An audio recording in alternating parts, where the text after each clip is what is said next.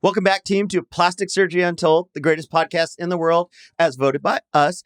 Today, we got a celebrity cast talking about facelift versus non-surgical facelifts. We did a facelift episode recently with Dr. Weinfeld. We got a lot of questions asking about when am I ready? And if I'm not ready, is there any options out there? So we thought we'd do a little follow-up and hit up all your questions because we actually do listen to your comments. So we appreciate the feedback.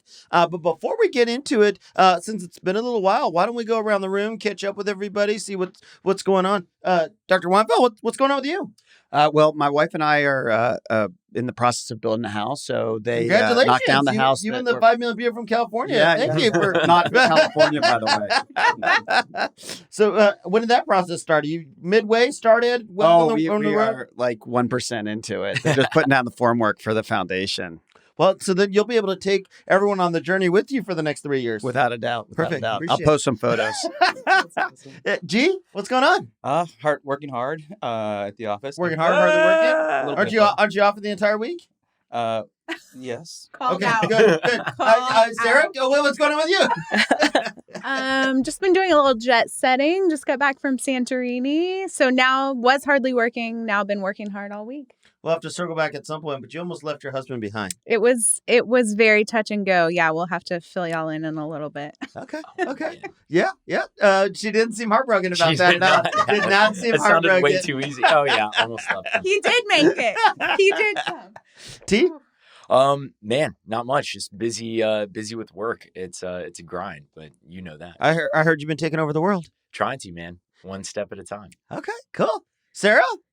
Just wrapped up injectable week at the office. I think that went amazing. So looking forward to the growth that we're going to walk into for 2022. Injectable week was absolutely crazy, out of control, busy. And so I think from the Sarahs and myself and Dr. Weinfeld, we definitely thank all of you who made that happen. And so appreciate everyone, our first injectable week in our new office. So thank you to all of you. You're welcome. Well, why don't we jump into it and talk a little bit about non-surgical options for facial rejuvenation and then when it is time. Adam, you want to kick us off and kind of where we go from this and how we decide where to go? Because that's always the big question for everybody. Yeah, obviously, the modern facelift involves tightening skin and removing excess skin. Obviously, more important actually than the tightening and the removing of the skin is dealing with the foundation underneath, the fat, the smash, the muscles in the neck, and really repositioning them to a youthful location. And then really the third pillar of the modern facelift is restoring volume with fat grafting. And so, that's a really amazing operation. And there are patients for whom that is the only option. But as we know, nowadays, there are a lot of non-surgical options to achieve those three important factors that we address in a facelift and a neck lift. So there are non-surgical skin tightening options. There are ways to fill the face with fillers to restore some of the volume. And nowadays, actually, patients are really being seen by our injectors, our nurse injectors. And so in many ways, they're kind of the screeners to decide if those non-surgical options are going to work or not work. And PA injectors as well. He almost forgot you, man. No, but let's jump into some of these options because I think it's not just one or the other. I think a lot of people do these in combination because there's some things we can treat and not treat and then kind of work through this. Maybe we can talk a little bit about how we evaluate the patient, where we go from this, and then let's jump into some of those specifics of what people can do because people want to listen here and know what they can and can't do. Sarah, how do you first evaluate someone and decide whether you need to refer them to Dr. Weinfeld or if it's something you can treat with toxin, filler, Ultherapy, and we'll jump into each of those. Yeah, I think, the obvious reasons is age, kind of where you're at in the aging process, how much skin laxity you have, but also their goals is super important. If we're just looking to tweak a little bit, add a little bit of volume, then I can probably easily do that with filler. If we've got just a little bit of skin laxity, we could make a good difference with Ultherapy. But if we're a little bit further in the aging process or they're really really looking to make a big change, then probably somebody would need to refer to Dr. Weinfeld for surgery. And the cool thing is you mentioned a lot of things here. And I think, unfortunately, you see some bad facial rejuvenation when people try to treat everything with just a hammer, because that's when you get either the overly filled or overly frozen, because people who have one tool and they're just trying to do that. And that's created a lot of bad press in the old days where you thought you could just do one thing and treat everything. Yeah. And Sarah and I talk about that a lot. Like, when our patients come in, we develop kind of, a year-long or 2-year-long plan, and we're going to do things over time. We can't usually fix everything in one appointment. Dr. Weinfeld can fix a lot of things, in one surgery. But if you're a surgical candidate, we can make a huge difference. But we even talked about, somebody who's had a facelift, if they didn't get as much volume as they wanted with the fat grafting, then maybe we can come back later and do some more tweaking with fillers. So there's a ton of options, and we can kind of develop a plan that we can do over a whole year or over several appointments. I think you hit the nail on the head with the we're just going down. That's what I'm talking about. You're on fire. I was about to say, you took my toolbox analogy. I was like channeling my inner Bob Vila this morning, and Mary had me swinging the hammer early. But yeah, I think it's just about. Wait. This is a family show. This is a family show. Come on, man. I walked right in. Yeah. Wow. Oh man. All right. It's getting hot in here. Oh my god. Get it, girl. You're getting a little red. Yeah, I walked into that. But I think the biggest thing that y'all's practice offers is that you have so many ways and so many options to fix these things, and having all those tools in your tool belt, you've got toxins, you've got filler, you've got surgical options, you've got, different treatments that you guys can do in the office, and really hitting it from a multi-pronged approach. I also like this concept of, for some people, one, it's preparing the skin and things for your face and neck lift as the time comes. I think there's other patients that are buying time. They may be a little young, not right time in their life, and there's things that you can buy time, but still moving you in the right direction. And then, like anything else, we use the Ferrari analysis a lot, but if you get a facelift, there's a lot of things that this can treat it. But there's some fine tuning in terms of fine layers of skin. You don't want to pull people so tight that you're going 100 miles in your Ferrari and it looks like your skin is windblown, because that's not what we're trying to do either. And this is where some of the fine tuning can come into play with this. Mm-hmm. What else do you do in terms of, let's jump into some of these specifically. Sarah, maybe you could talk to us. We'll start with toxins. Like, how does toxins help rejuvenate this? If maybe somebody's not facelift ready or something like that. Yeah, so definitely people come to us all the time. The biggest thing they're complaining of is wrinkles, right? So along the forehead, crow's feet, bunny lines, different areas. And a lot of things they ask for as far as lifting is a liquid brow lift, which we can do with all the toxins, which is really nice. And then another thing that we also kind of brought on recently is the neck lift, either the Nefertiti lift with the toxin or just simply treating the neck lines. Gilbert, do you do a lot of that? Mm-hmm. Yeah. So with toxins alone, is that what you're asking? Just yeah. So I find that toxins tend to do a really great job with all these areas that you mentioned. The Nefertiti lift is really, really interesting because not only are you addressing the neck, but you're also kind of addressing the jawline too, and you can really define the jawline with that approach, with that technique. For people that are listening, can you maybe elaborate a little bit on what that is? Because it sounds super fancy, and I feel like people would want to know. It does sound super fancy. Yeah. So essentially, the Nefertiti lift is a technique where you use toxins that you target certain muscles in the lower half of the face, the lower third of the face, and the neck. And essentially what you're doing is those muscles tend to be depressors, or they pull the muscles down. When you address them with the toxin, it kind of relaxes them and allows the muscles to kind of lift a little bit. It's not a drastic lift, but it makes a big difference for a lot of people. It allows that to kind of tuck up under, snatch the jawline a little bit, tighten up the neck. Yeah. How about if we talk about age range a little bit? Yeah. Right? Because I used to see a lot of patients who were even in their 30s, 40s, and sometimes young 50s who said, "Oh, I want a facelift, I want a neck lift." And when I started to talk to them, I realized that, I look at their anatomy, I realized they actually could benefit from it. But at the same time, some of them would have young kids and it really just wasn't the right time in their life to undergo a procedure that they would benefit from. but they also probably could get a lot of benefit from the non-invasive ways that you guys now have to go about creating a neck lift and a facelift result for them. So what do you guys think about age and how that plays into your decision making? I think it plays a huge role. I mean, because like Sarah was saying earlier, we all age at different times, and the aging process varies from person to person.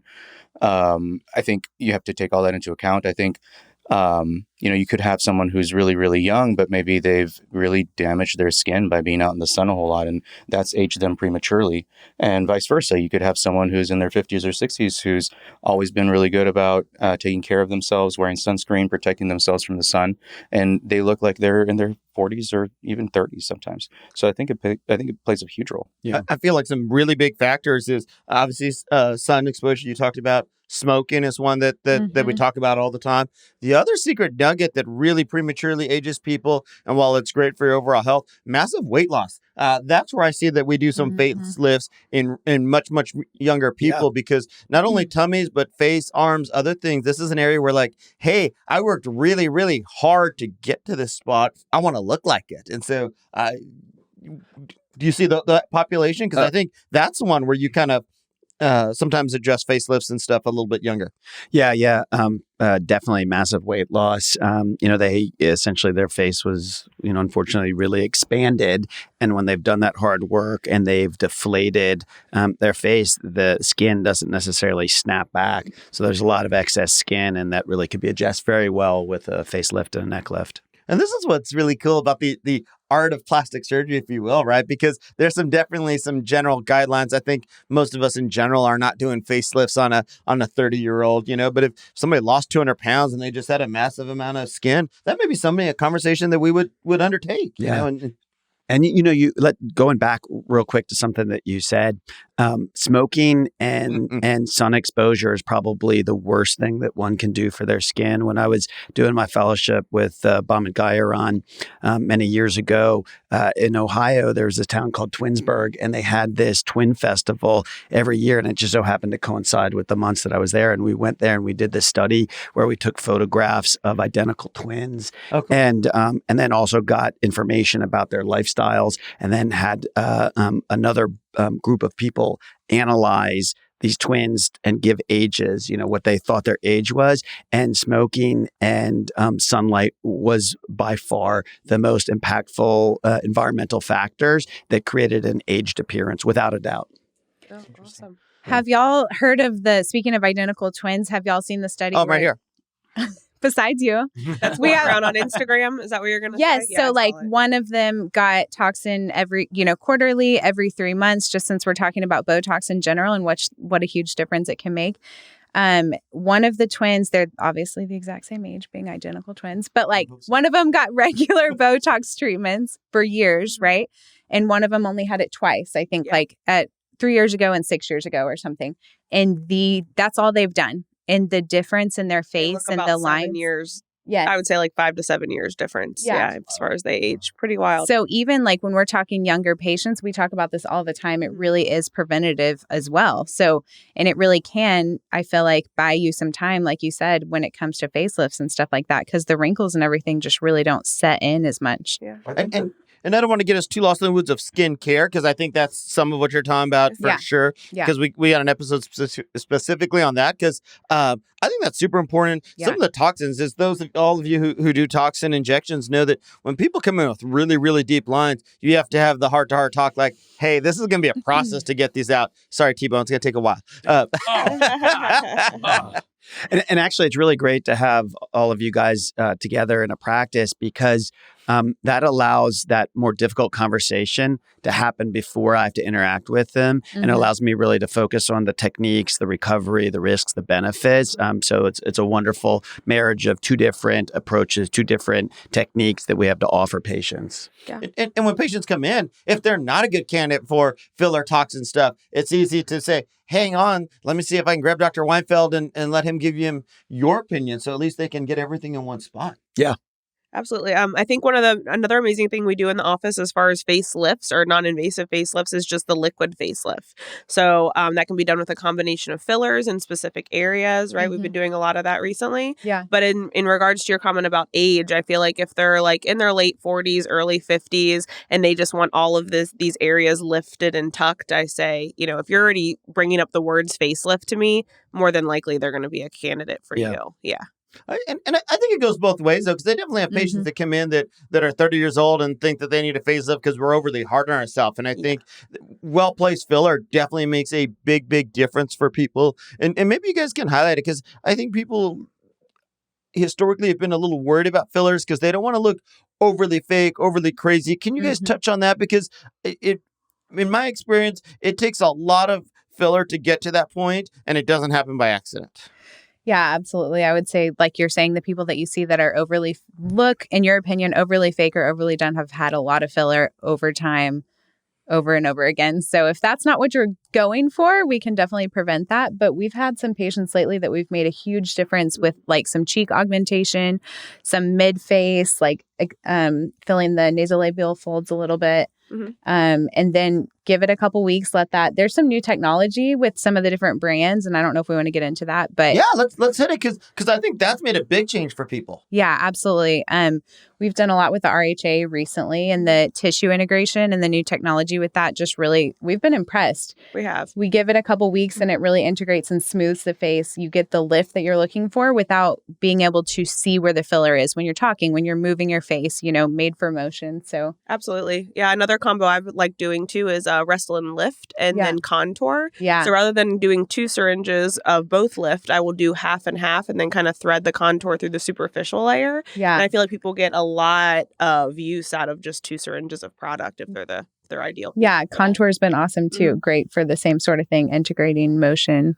And I think the layering and mixing of products has really been a game changer because you don't have to get the overly stiff, but you can also use some of the foundation stuff, as Dr. Weinfeld talks about all the time in terms of facial rejuvenation. And I think one thing I wanted to touch on from the operating room side of things and like the kind of behind the scenes side of things that most patients don't get to see when you're talking about being worried about being overly filled. And what 1 cc or 2 cc's of volume actually looks like when we do a blepharoplasty and you're removing a half a cc or 1 cc of fat around the eye, you see how little tissue that actually is and how much how little that actually is volume wise makes a huge difference with the syringes or with the filler. And when you see these patients or these people that are like overly filled, that's That's 20. Yeah. That was a lot of syringes. Yeah.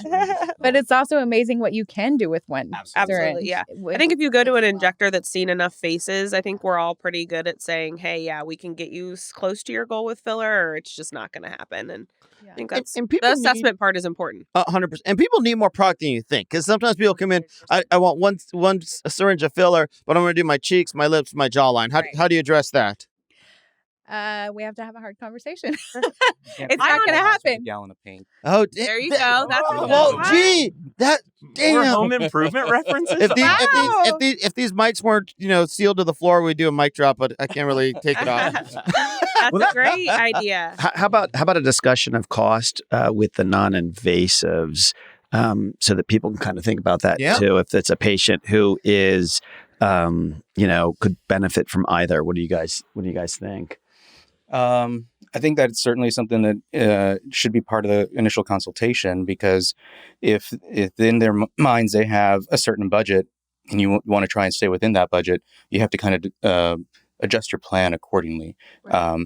And I think there's something to be said about taking a non-invasive approach versus something that's more permanent, long-lasting, like surgical, because these non-invasive treatments, they have to be repeated. They don't last forever. Yeah. So you have to kind of take that into account as far as like costs and look at it long term. As far as if I continue to do these fillers, these toxins, what's my end investment going to be versus getting a facelift done and having that taken care of. But I would say one of the things about facelifts, and I'd love for Adam to correct me if I'm wrong, but in my mind, facelifts they turn the clock back. they don't stop the clock. And so this goes to some of the things of taking care of your skin and finding the right time and so forth. So in my mind too, I feel like they go hand in hand. And in general, it's just a timing of both of them. It's not a one or the other because...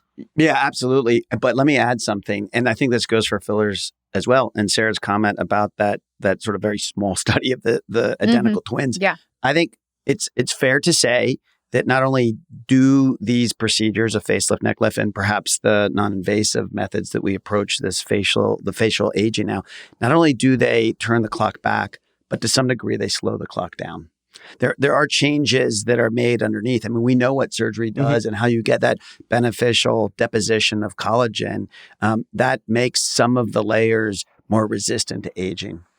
What about the concept in with either fat transfer from a surgical side or the fillers from a non-surgical? I hear the comment all the time, and would love G to jump in too to do another mic drop for us. But you hear the comment that I don't want to do fillers, even though they've lost volume, because they don't want to, especially in patients that have lost weight, because they think it's going to make them look heavier. Is that true? No, actually, I think augmenting the cheeks is the number one place that we usually start when we're even considering a liquid facelift. I've heard people refer to it just as the foundation of the house. If we don't lift the mid face and the cheek back to where it needs to be, then we're kind of defeating the purpose. We can fill the lower face, chin, and jaw and all of that as much as we want, but unless we start with the cheeks and kind of get you up in a good spot. There's no reason to paint the house if you don't have a good foundation. Yeah, absolutely. I think it goes back to what we've talked about so many times before, is that triangle of youth, right? That inverted triangle, the V. You know, if you are augmenting, the upper third of the face, it does make the face look slimmer towards the bottom, right? And so I think that there's a lot to be said about that too. Yeah, I don't know that we have time to go into this. We could probably spend a lot of time on this, but there's a term called neoteny, which is a term used in biology that refers to the retention of immature parts. So if you think of a baby's face is top heavy, and I talk to patients about this when I'm talking about facelifts with them. And I talk about reducing the volume in the lower face by lifting the lower face up and then adding to the upper face, adding to the temples, even above the brow, sometimes the cheeks. So we're converting the face to one that has more neoteny. Another term is a mathematical model called cardioidal strain. And cardioidal strain is super interesting. If you take a grid, kind of like the taco grid that we have there. Yeah. Okay. So if you take a grid and you put it on literally anything, a face, you put it on, the study showed a VW Bug, the car, and you stretch the upper part and compress the lower part of that grid.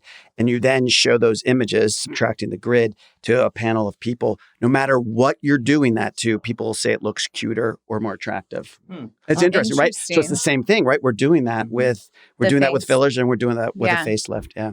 I wonder if I could do that to my shirts to make my waist look slimmer.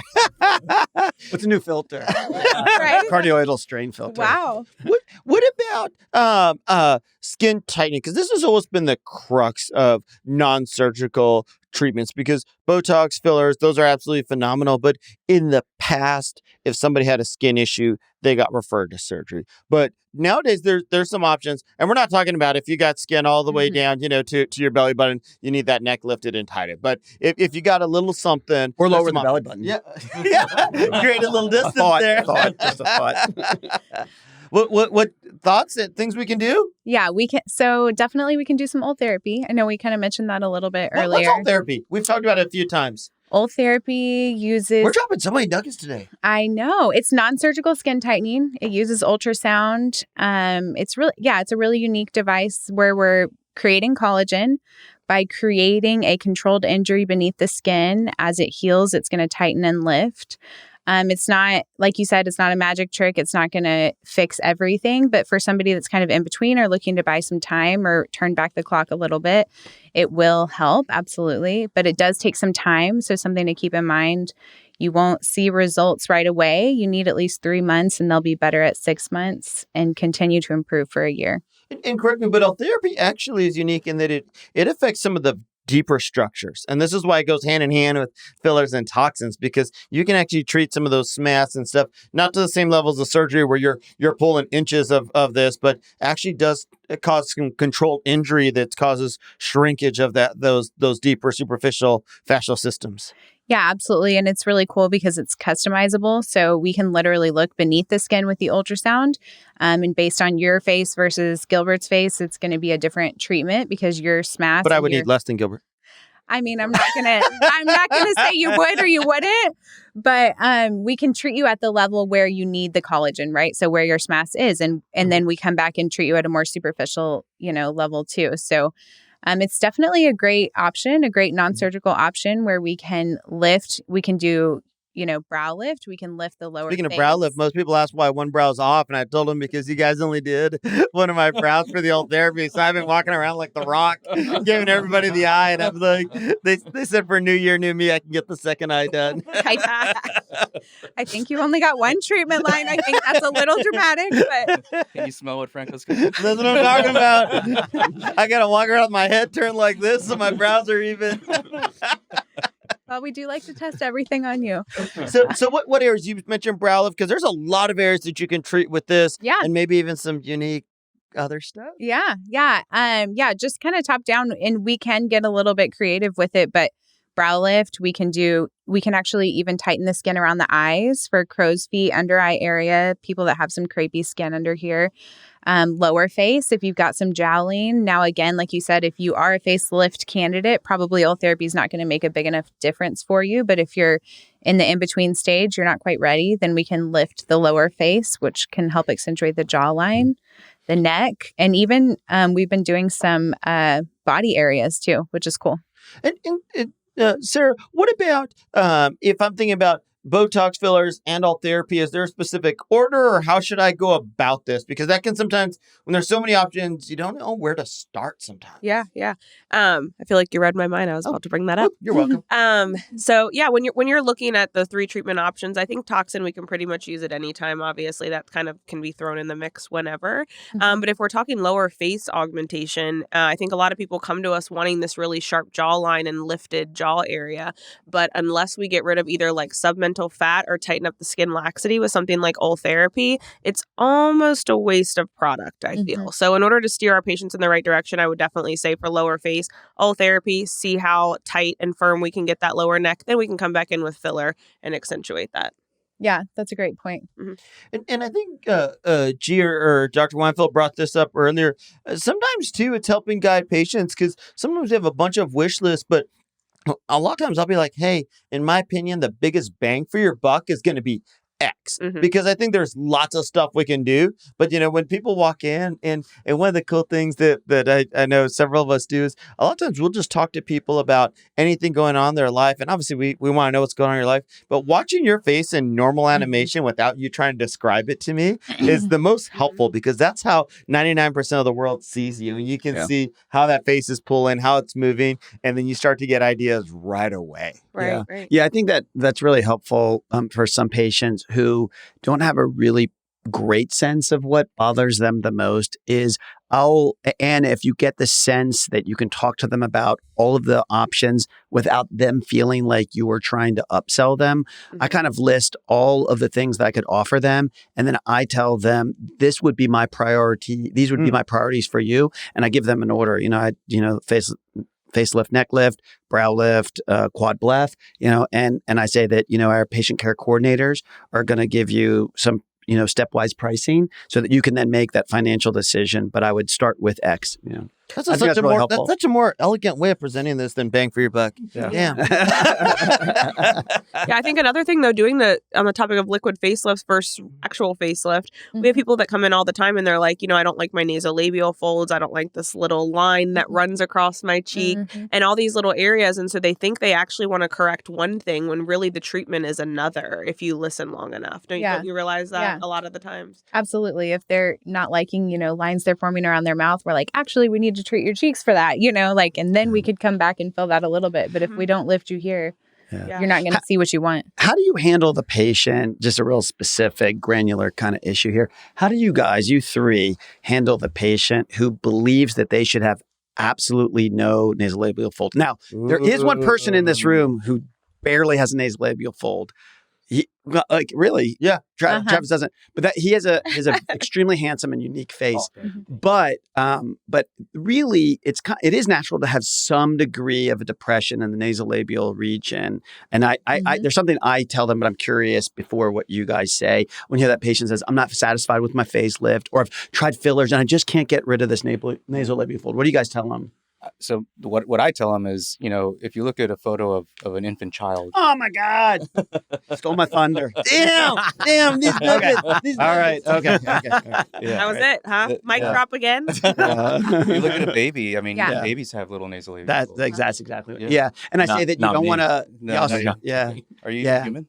Yeah. Well, when he smiles, he has one, but when he doesn't smile, it's pretty impressive. Yeah. Yeah. But I think all these points are super important to bring up because some of the nasolabial folds, even neck, I think is a huge one because all of us have a little bit of a different neck, and some of it is fat, some of it is loose muscle, some of it is our body structure. And I know you talk to patients all the time, and the two Sarahs did a bunch of chin and jawline augmentation because there's a lot of factors in terms of your base anatomy that affect this. If you have a recessed jaw, that affects this. Some people just have more fullness overall of where their underlying structures, and we don't have to get into all that, but it just doesn't create for such a right angle underneath the neck. Yeah. Even after you've tightened the muscles, excised part of the glands, and done the full 9 yards, there's a limit. Yeah, there is. And I mean, just real briefly, there are those deep neck structures underneath the platysma, underneath that very fine muscle, the thin muscle that drapes over the entirety of the neck. Beneath that, you have the submandibular gland, which in age descends, it drops, and then also can enlarge in some people. That's what creates that little walnut structure that you can see in the side of the neck. And then you've got the interbelly of the digastrics. Those can become hypertrophied or enlarge. And then there's also subplatysmal fat. I think those are things that a neck lift as part of a facelift can uniquely address. And that's where you can really take someone who has that kind of bull neck, where it goes chin down to sternal notch. There's no break in the neck. It's just straight back. You can really convert that to a much more angular neck, almost a right angle in some patients with addressing those deep neck structures. And that's something where really only surgery can create that benefit. Mm-hmm. Yeah. I think we see that a lot when people come in asking for Kybella, kind of getting the two confused that it's going to get rid of the fat, but it's going to do nothing with the skin. And that's when we have to push them that way. And I should say that that anatomy is not necessarily age dependent. We can see those 20s, even 30s, 40-year-olds who don't actually need a facelift, but they could benefit from it's so hard to describe it, but we can call it a mini facelift where almost from a submental incision only, so like a chin implant incision or the very smallest part of a neck lift, you can address those deeper structures. And if they don't have laxity in the skin, you can achieve an amazing, neck lift appearance with addressing those structures. And that's a relatively quick operation. And because you're not really fooling with the skin that much, you don't get a lot of bruising. And so the recovery is kind of shorter, it's truncated. And let's put that on our 2022 calendar because I don't think we've ever talked about chin implants and we've talked about jaw augmentation and fillers, but I think that's a great one that can make a huge difference in the right person. Yeah, you can take some patients who feel like they need a neck lift, and if they're younger and they don't have a lot of excess skin, you can give them a chin lift and some liposuction preplatysmal, and they can get a really nice appearance. Doesn't it even affect a little bit of how you see your nose? The jaw, chin line, and so forth. Yeah. Absolutely. Yeah. And even the brows, brow bump and all of those factors definitely in profile affect the way that we see the nose. You guys catch me up a little bit because I know yesterday at Capping Off Injectable Week, you guys showed me at least 3 or 4 different pictures of chin augmentations you guys did just to kind of round out this non-surgical facial rejuvenation because I feel like not only does it make this chin stronger, but really makes the neck better because if they're not quite ready for the surgical stuff, explain that a little bit for viewers because again, I think people get confused. You're adding volume, but they're looking thinner. Right. That's what I was going to say with the cheeks too. It's one of those magic tricks where we are adding volume, but you're creating contour and shadow where you want it. And if you have a recessed chin, you have a little bit extra fullness beneath the chin, like you were saying, really bringing that out and sharpening the chin and finishing that inverted triangle or triangle of youth, like you were mentioning, has made a huge difference. And it's such a forgotten procedure. Would you agree? Totally, yeah. Even those that just have just a touch of skin underneath, like you said, they're absolutely not a neck lift. They don't even need to go that route. But adding volume here obviously pulls and tightens the underneath part of the chin. And so we can get rid of some of the appearance of the laxity just by bringing out their profile from the side.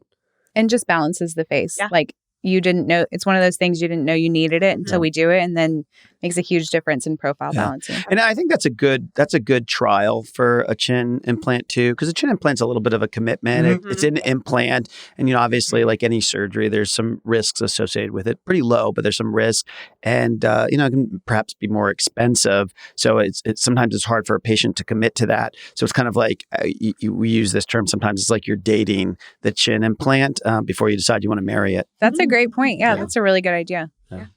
Do just because we talked a bunch of topics, and not to put you guys on the spot fire here, but do you mind if we go around the room and each of you take one toxin filler therapy and kind of a couple key take home points about each one? Who'd like to go first? Whoever goes first gets to pick which topic they want to talk about. Oh, Sarah, boom. Okay. In regards to just the face in general? Yeah. Okay. So, filler, I think liquid facelifts is great. We just have to keep in mind to kind of break down to our patients. Like you said, number one, the cost. Typically, we will do no less than 1 syringe per side, unless they're a little bit older with thinner skin or really, really thin, younger patient that the volume is just going to be too much. But 1 syringe per side, ranging anywhere between 1 syringe per side. I think syringe per side is typically a starting for most patients. And most of the goals that they have are going to require more than 1 syringe. Yeah. So just to start, if somebody wants to augment the chin, jaw, and cheek, we're talking 5 syringes of filler. So I think also in my consult at the very end, when we're talking about product, I bring up price and I say, hey, this is 5 syringes. This is a little less than $5,000. You're going to have to do it every 1.5 to 2 years. Does this work for you? Is this logical for you? Or do you want to, look into some sort of surgical option? And I don't mean to interject, but I think that's helpful for me to know, and also probably for patients, because if they're, let's say they're going to need is hard to say, but like a facelift in 2 or 3 years, it may almost make sense to do that now, because when you're starting to get halfway to the price of that facelift in a year or 2, or 3 maybe. And I think another question, actually, now that you said that I get asked is, if I'm looking to get a facelift in the next 2 or 3 years, should I do the filler? Is the filler going to affect my facelift? Good. Yeah. Will I have to get it dissolved? Should I just wait? What is your thought on that? Well, I think you definitely need to get it dissolved before you have the facelift. And so timing it, if a patient thinks that they're going to want a facelift in 6 months, it probably doesn't make sense to add the filler unless they have an event where they just can't live with the look of their face, Sorry. And so, but yeah, that's like a personal choice that a patient needs to make based on their budget. But definitely, you shouldn't have a facelift if you have a lot of filler in your face. You should get that dissolved. Yeah. And the price varies a little bit, because one of the cool things with so many new products, and we've highlighted some on this show already, but is that it varies a little bit. But a general rule of thumb, the longer the product is going to last, the more expensive it's going to be. Kind of makes sense. Yeah. Sarah, what I can do Ultherapy and leave you with toxins if you'd like. So Ultherapy, just non-surgical skin tightening. Again, if you are somebody who needs, a facelift or a tummy tuck or something where we need to excise skin and remove skin to really make a big difference, then probably not a good Ultherapy candidate. But if you're in the mid-range, we can make a big difference. Just know that it's not going to be immediate. You have to be patient. It is going to move you back on that conveyor belt of aging a little bit, because we're going to tighten, create some collagen, and kind of get you over the hump there. But yeah, it's a great mid-level option if you don't want to have surgery, want to tighten up the skin, help with some wrinkles and stuff like that. Then what is downtime like? Yeah, you come in, you have the treatment. Yeah, that's a great question. There's honestly, I like you being practical, celebrity. That's what I'm talking about. That's what I'm here for, baby. That was a great question, Travis. There's actually no downtime, honestly. Okay. And the procedure is pretty, I won't say painless, but very tolerable. And we have different ways that we can make it. Yeah. I tolerated my one eye just fine. I don't know if anybody remembers our Fernando hand scale, so it's not going to feel like you're getting mauled by a bear. Wall on fire. If you're Fernando, I can't promise. I'm kidding. No, it's really. We won't get Sarah started. She did a little Botox on him, and he still thought that was like a 17 out of 10. Not even go there. He numbed for 25 minutes. Oh God. So I love hearing about Ultherapy, and I'm glad that we have this in the practice now Yeah. because I know I predict that we're going to be using this as a little bit of pre-surgical treatment Right. and definitely post-surgical treatment, perhaps to avoid revisions, Yeah. perhaps to just, we're going to build that drum, put the skin on top of it, and then tighten it perhaps a little bit more with the Ultherapy. I think that's going to be really nice. Do you think that increase in collagen production helps with the healing process and that skin texture as well post-op? I don't know. I don't know that I'd go that far with it. I think in theory there's the potential for it, but this is what I think we need to look into a little bit. How as a pre-treatment might that affect the facelift? Because I know with Thermage it became a little bit challenging to do a facelift afterwards. Not that you couldn't do it, but there were it became a little bit of a challenging of a facelift. So do we know yet? Stay tuned. But those that are familiar with Thermage, Ultherapy is a different level than Thermage. Yes. So please. Yeah. I don't mean to scare people. I'm just saying something we need to think about. I think post facelift definitely you're not going to have any or issues. somebody who's not going to have one in the near future, that's not ready, I think would be a great option. But to answer your question, there's really no downtime. You can go back to work, go back to your. And Ultherapy is unique in that it's not just, and I think we're going to jump into some of these in our next episode, not to give ourselves a shameless plug here, but Ultherapy is not just for the aging face. For some people that just want to do a few tweaks, and I don't know if you want to give any teasers to the next episode of things you can do or make them tune in. Yes, you can do some tweaks to the brows, to the lips, stuff like that. Oh, you gave it away. Okay, cool. You guys got a free promo. Exactly what we're Way going to do. to leave him hanging, Sarah. Way to leave him hanging. I'm a nice person. I didn't want to make y'all wonder. Gee, what about some toxins? Yeah, so I think there's a couple things to take into consideration with toxins. One is, obviously they don't last, but on average 3 to 4 months with what we have available for now. For what we have available now. Hopefully in the early part of 2022 we'll have something that lasts a little bit longer. So you have to remember that you're going to have to, if you're going to do these treatments and you like the outcomes, you're going to have to keep doing it in order to maintain that. But one little nugget that I want to share that I don't know if we've ever talked about this or not, but this is something that I like to share with my patients, and I think it holds true because it's applicable to other things. But muscles have memory cells, right? Mm-hmm. And so when you treat a patient with toxin, and if you do this over a period of time, your face muscles kind of start to get reprogrammed in a sense, to where they don't move in the same way that they used to. And so essentially what you do is you can get some added longevity out of your product, or the patient may not need as much product in the future if they stick to it.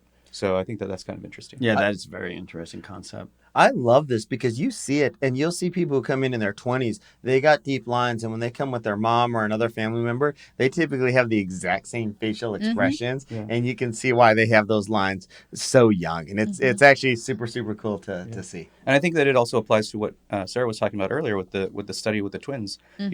One of them had been doing Botox for such a long time, or toxin for such a long time. Right. I have to think that maybe to some degree there was some reprogramming of those memory cells. Yeah. So we need to do a little video thing with my brother and I over the holiday season. There we go. We'll see who's looking better. Yeah. Adam, any kind of transition facelift stuff to take us home here? Gosh, I mean, I think we really had a well-rounded conversation about the integration of facelift practice with non-invasive practice. I don't have a lot to add right now. In one of our episodes in 2022, because it just got too long, but there's some topics that we didn't touch on that are super exciting. Something called My Elevate that we'll talk about. Also, we didn't even talk about lipo combined with like a J-Plasma Renuvion body tight to do some of the more invasive skin tightening devices, and that kind of gray in between. Not really non-surgical, but not a full, surgery in terms minimally invasive surgery type stuff. And so I think that's a huge frontier that's only going to continue to explode in I've tweak. got a couple of those cases coming up. So maybe something to put on for one of our future episodes, because I think that's a big place where people are too much for non-invasive, but you don't have to do the full deal yet. And that's super, super exciting with some cool stuff to come. Any other last take-home stuff? Behind the Bovie stuff. Anybody want to give us one behind the Bovie nugget about non-surgical stuff that they'd like to share with the world? Anyone? Sarah, nothing. Sarah's boom, nothing. Fine, since I'll take it home. It's cool. No, don't worry. I would say with the non-surgical stuff, I think Adam brought up a good point in terms of price. Non-surgical isn't always necessarily a ton cheaper, depending where you're trying to get. I do think the real benefits are recovery, minimal downtime. I do think that time, because even the non-surgical stuff, not everything happens right away, and I feel like we get people who show up on a Friday for a Saturday wedding, and we've talked about this before. That's not the time to do something. And especially if you're doing something new, give yourself time. Or else we're just going to send you right back out. I got to listen real quick. Yeah. So we all are used to using the term controlled injury. And I think that we need to make a concerted effort to call it calculated collagen creation. Ooh, I like that. Wow. Okay. Gee, how does it feel to be one-upped? I mean, No, you said it. if this mic wasn't anchored to the table, I would have dropped it just now. Do we get a quote of the day? I got a little T-Bone? quote of the day for us about knowledge and understanding. So John Locke said, "The improvement of understanding is for two ends. First, our own increase of knowledge. Secondly, to enable us to deliver that knowledge to others." I think that's what we're doing on this podcast. That's great. Boom. You're welcome. I would not tell you guys the next episode because I was trying to give you a teaser, but since Sarah already told you, our next You're welcome. our next episode is going to be all about brow lift and lip lifts. And I feel like lip lifts is a super hot topic. I don't do the surgery, so we haven't talked about it. But now that Dr. Weinfeld's here and does a ton of these, I think he'll drop some knowledge. I don't think the Sarahs are going to let the lip lifts go without a fight. So lots of cool stuff to come. Appreciate you guys. One, our cast of being here and giving up their weekend to come hang out with us. Two, for all of you listening, appreciate it. Plastic Surgery Untold. We'll see you guys.